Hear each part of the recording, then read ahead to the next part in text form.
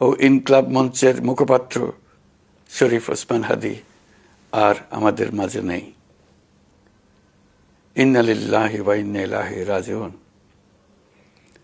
কিছুক্ষণ আগে সিঙ্গাপুরের পররাষ্ট্রমন্ত্রী ভিভিয়ান বালাকৃষ্ণন আমাকে টেলিফোনে এই হৃদয় বিদারক সংবাদটি জানিয়েছেন।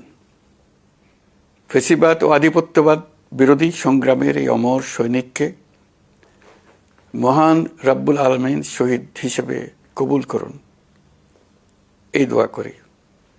আমরা সবাই মিলে এই দোয়া করি। শরীফ ওসমান হাদীর এই অকাল মৃত্যুতে আমি গভীর শোক ও দুঃখ প্রকাশ করছি। তার প্রয়াণ দেশের রাজনৈতিক ও গণতান্ত্রিক পরিসরে এক অপূরণীয় ক্ষতি।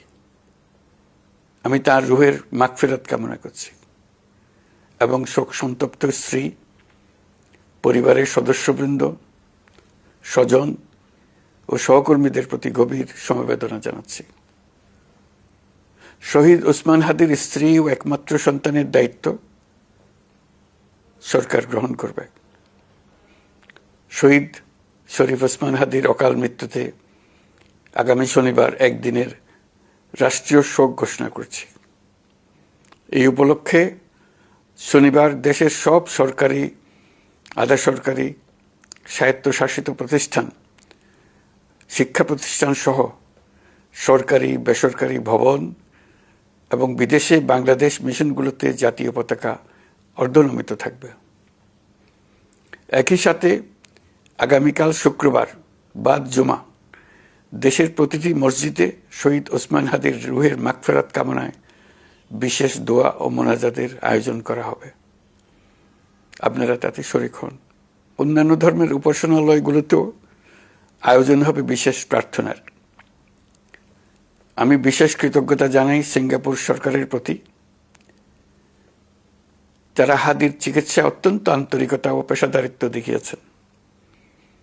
বিশেষ করে সিঙ্গাপুরের পররাষ্ট্রমন্ত্রী ভিভিয়ান বালাকৃষ্ণন, যিনি একই সঙ্গে একজন বিশিষ্ট চিকিৎসক, তার প্রতিও তিনি নিজে হাদীর পরিচর্যা করেছেন, আমাকে নিয়মিত চিকিৎসা সম্পর্কে খোঁজখবর দিয়েছেন।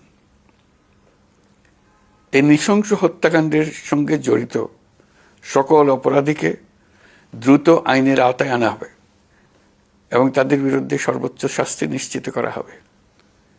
এ বিষয়ে কোনো ধরনের শৈথিল্য দেখানো হবে না।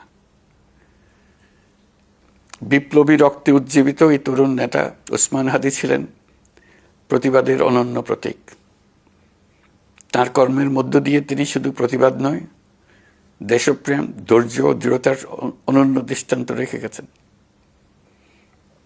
আমি দেশের সকল নাগরিকের প্রতি আন্তরিক আহ্বান জানাচ্ছি, আপনারা ধৈর্য ও সংযম বজায় রাখুন।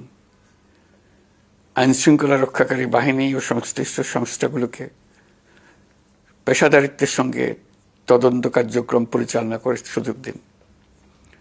রাষ্ট্র আইনের শাসন প্রতিষ্ঠায় সম্পূর্ণরূপে প্রতিশ্রুতিবদ্ধ।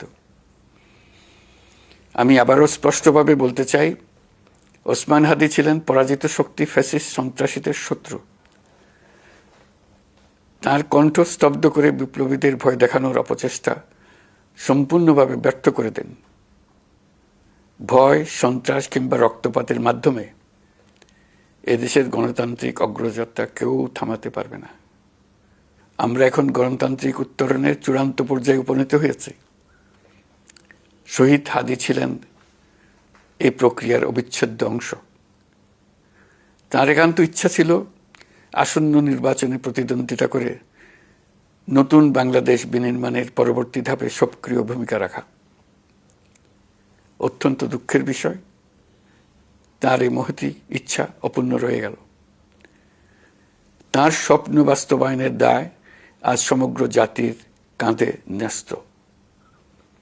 আগামী দিনগুলোতে আমাদের সবাইকে ধৈর্য, সংযম, সাহস ও দূরদর্শিতার সঙ্গে এগিয়ে যেতে হবে, যাতে নির্বাচন ও গণতন্ত্রের শত্রু ফ্যাসিস্ট সন্ত্রাসী অপশক্তিকে চূড়ান্তভাবে পরাজিত করা যায়। এই শোকের মুহূর্তে আসুন আমরা শহীদ শরীফ ওসমান হাদীর আদর্শ ও ত্যাগকে শক্তিতে পরিণত করি, ধৈর্য ধারণ করি, অপপ্রচার ও গুজবে কান না দিই এবং যে কোনো হঠকারী সিদ্ধান্ত থেকে বিরত থাকে। যারা দেশকে অস্থিতিশীল করতে চান